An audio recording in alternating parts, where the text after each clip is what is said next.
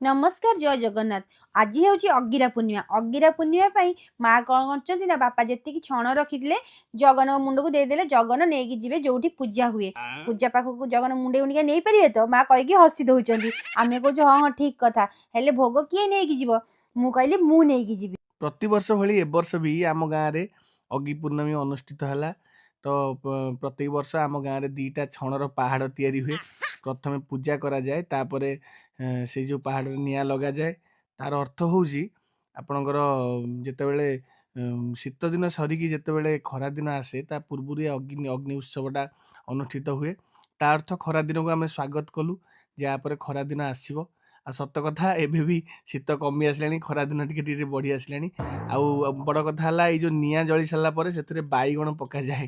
ସେଇ ବାଇଗଣ ପଡିଲା ପରେ ସେଇ ବାଇଗଣକୁ ଆଣିକି ବିନା ଲୁଣରେ ତାକୁ ଆମେ ଖାଆନ୍ତି। ହୁଁ।